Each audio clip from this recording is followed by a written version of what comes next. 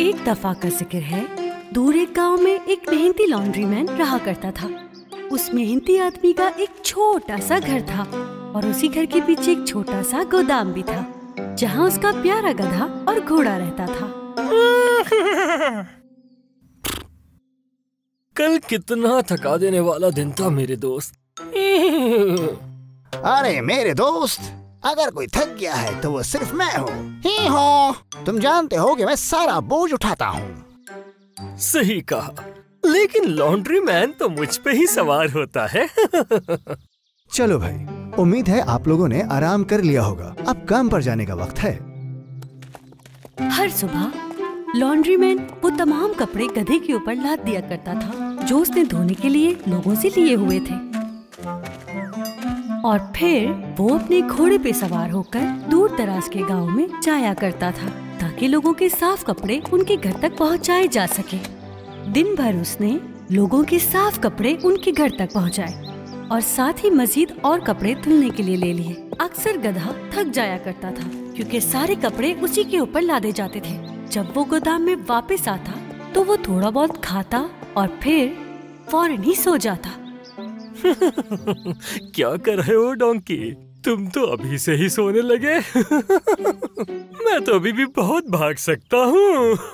यकीनन तुम भाग सकते हो क्योंकि सारा बोझ तो सिर्फ मैं उठाता हूँ, तुम नहीं। लॉन्ड्रीमैन अगली सुबह जल्दी उठा और वो तमाम गंदे कपड़े धोए जो उसने लोगों से लिए थे। मेरा काम मुकम्मल हो चुका है। अब मैं गांव जाऊंगा और मजीद गंदे कपड़े जमा करूंगा। लॉन्ड्रीमैन अपने घोड़े और गधे को गोदाम से निकालकर सड़क पर ले गया। मैं धोबी आपके कपड़े लेने आया हूँ। अच्छा हुआ आप यहाँ आ गए। ये रहे गंदे कपड़े, जितना जल्दी हो सके धोकर ले आओ। जी बहुत शुक्रिया मोहतरमा, मैं आपके कपड़े जल्द ही ले आऊंगा, बेफिक्र रहें। लॉन्ड्रीमैन ने गांव के तमाम घरों के दरवाजे खटखटाए।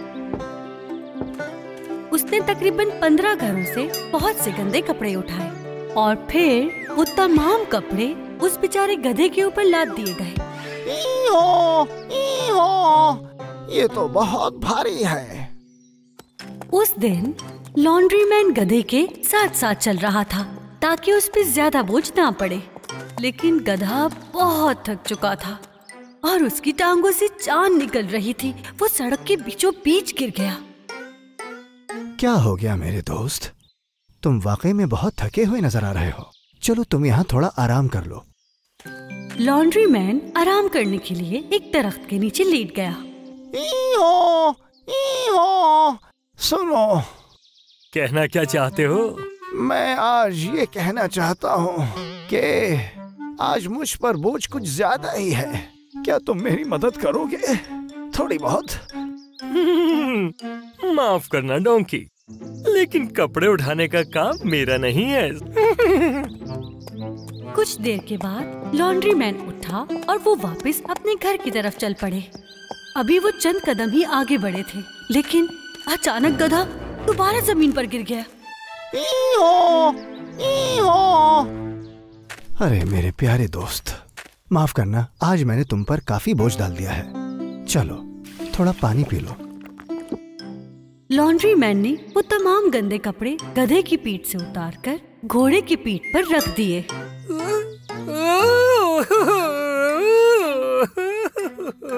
बिलाकर गधे ने बेहतर महसूस किया, लेकिन इस दफा घोड़े के ऊपर बहुत ज्यादा बोझ था। मुझे शायद शुरू से ही घोड़े पर कुछ कपड़े रख देने चाहिए थे।